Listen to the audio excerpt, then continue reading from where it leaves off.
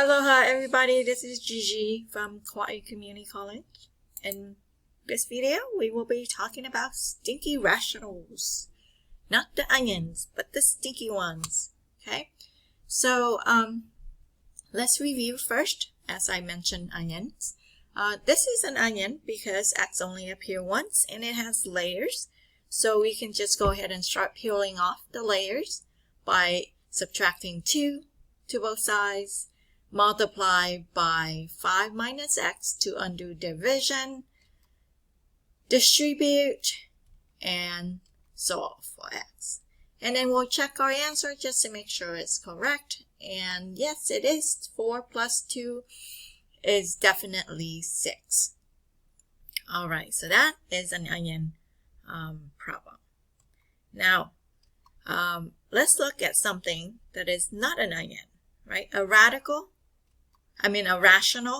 equation is rational, ratio, fraction. So it's an equation with fractions. All right, so notice we have denominator 2 and 5. So we know that the least common denominator here is 10, right? 10, the least common denominator, is your fraction buster. That's your weapon right there. So what do I mean by that? If we multiply both sides by 10, we will be able to zap all the fractions.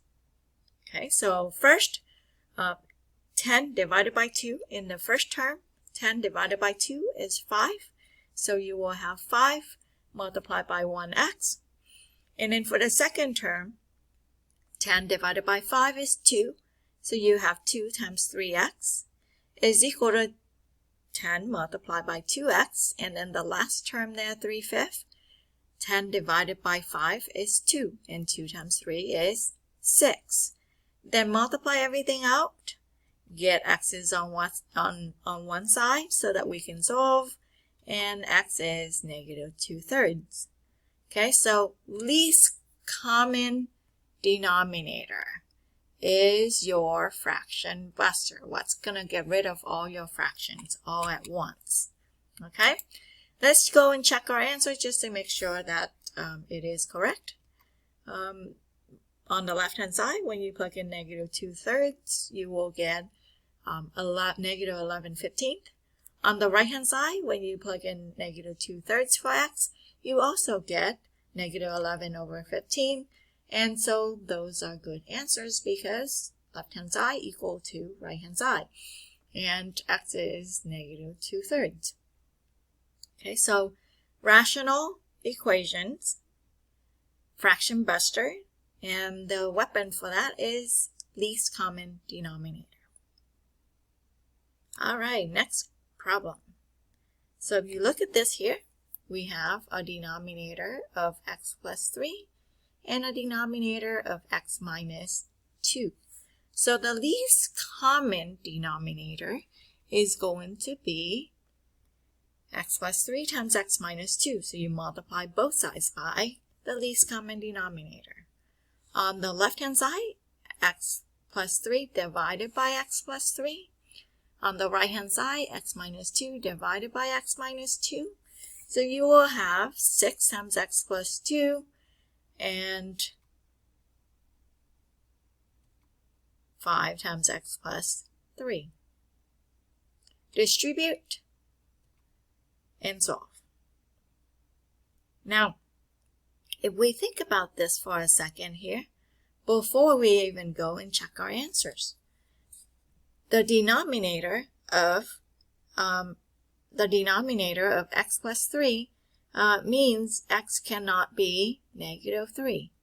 The denominator of x minus 2 means x cannot be 2 because the denominator cannot be 0. We cannot divide by 0. So x equal to 27 seems to be a pretty good answer because it's neither negative 3 or 2.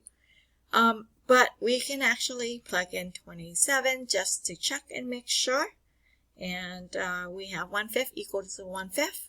And that is a perfectly fine answer. Here's another one. So you notice that the first denominator is the difference of two squares. So that could be factored out. And that would be the first thing you'll have to do in order to find your least common denominator. In this case is x plus 2, x minus 2.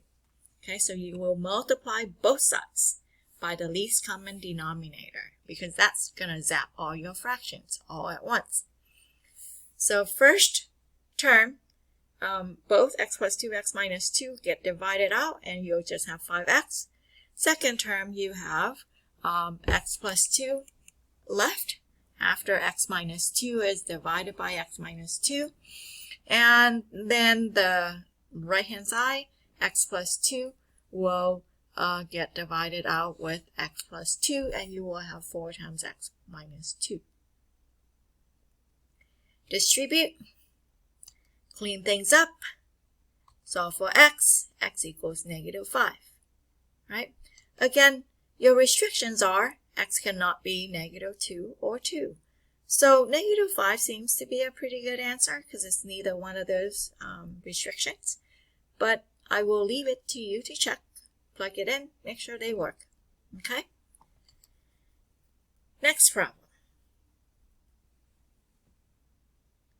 Factor so that we can find the least common denominator.